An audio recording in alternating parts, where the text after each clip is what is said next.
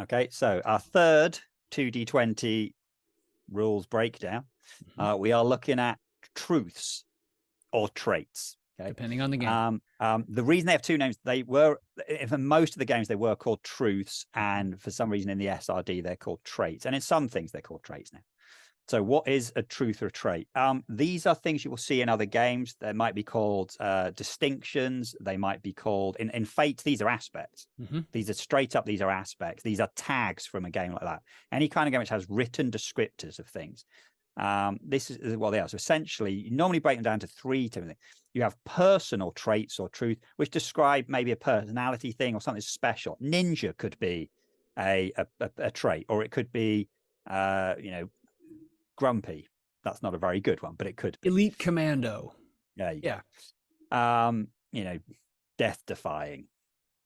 So it's going to be something about the character. It could be a background thing. It could be a profession thing. It could be your species. Okay. Or it could be a personality thing. Okay? That's it. So that's a personality. But it's something that is, it's not just an adjective. It's a bold-faced adjective. Yeah. It's something that is meaningful and special and says something or implies something about what that character's all about, what they might be able to do, and how they might interact with other characters and situations. It's something, it is a descriptor that has that is probably going to have some kind of story and mechanical expression. That's key here. Yeah. So as well as that, we have location traits. So the examples we've got here: city street, sounds a bit rubbish, rowdy tavern, dense forest. It's something that more than just the location, something that's a bit more about it.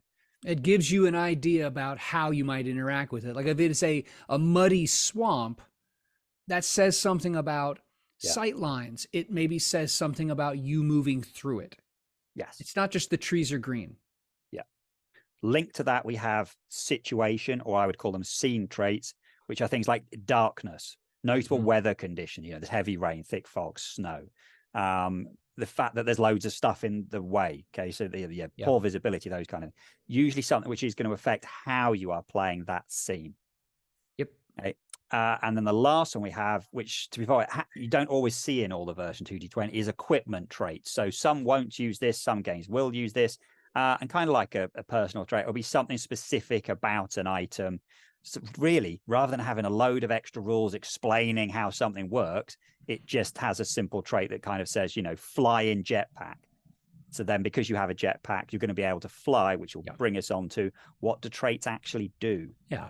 And traits do one of four things. They either make something possible, they make it impossible, they make it harder, or they make it easier to do. And this is where I love, and I call them traits. It's nice to have, you as a GM want to provide descriptors that give the characters a sense of what's unique to this scene, this situation, this character, this thing, that gives them an idea about what they can do or how they might go about doing things. How then do you translate that into something mechanical without some kind of horrible system of pages upon pages of modifiers? Yeah. 2D20 solves this by saying possible, impossible, harder, easier.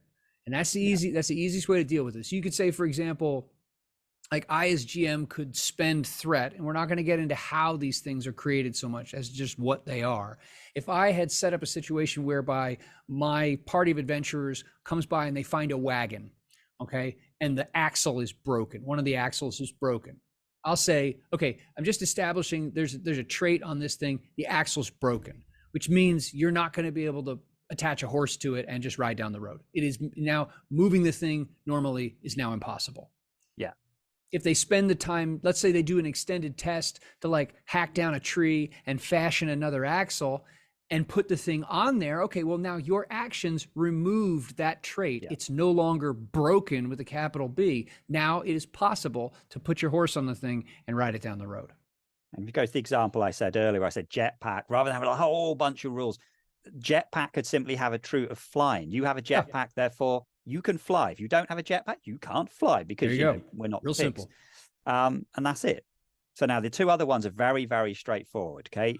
A trait is either going to make something easier or harder. So the examples of most of those weather and terrain conditions and the lighting, darkness and so on, those are all going to make combat, particularly shooting, more difficult. That's it. You increase the difficulty by 1, maybe 2 for something really extreme. Right. So that truth existing, that trait existing, just increases the difficulty by 1. Mm-hmm. Or decreases it.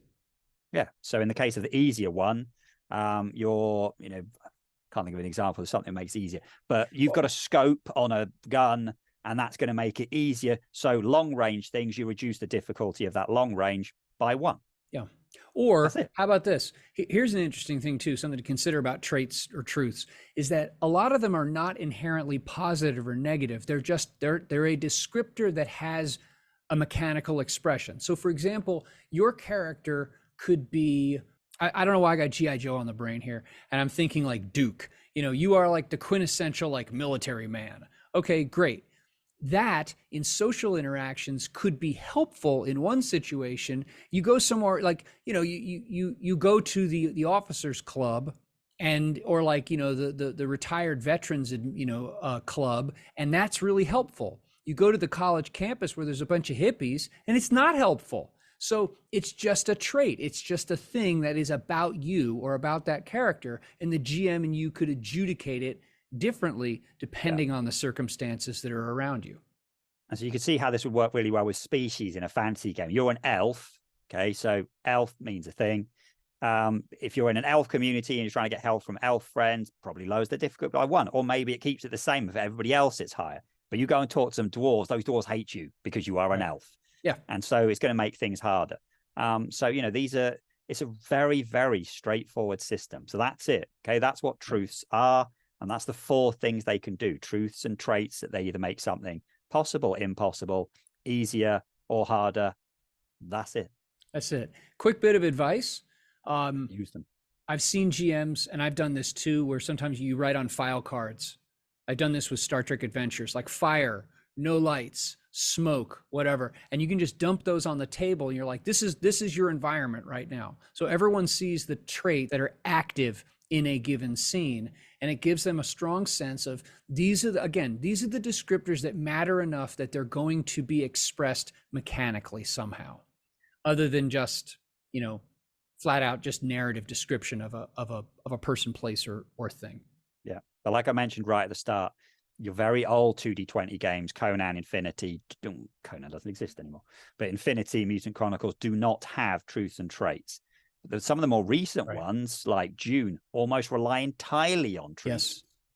Yes. The game revolves around them, which makes them a much more narrative experience. If you're looking for a narrative version of 2D20, look for ones that put truths front and center. Yeah, Dishonored, Dune uses them like that. I say that Achtung Cthulhu and what's it called? Star Trek Adventures, Fallout are generally close to one another.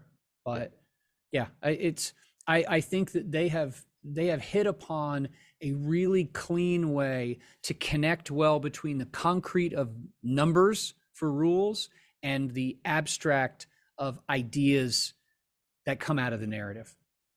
There we go. There we go. So thanks as always for listening to this episode. Make sure to like and subscribe. Both those things. And we would love for you to leave some comments, start a conversation with us and with others. Or come and join us on our Discord. Both. The links to those are, where are you supposed to point? I know, down here somewhere. That's right. The links are below. That's what you're supposed to do on YouTube. So we just did that. All right, groovy.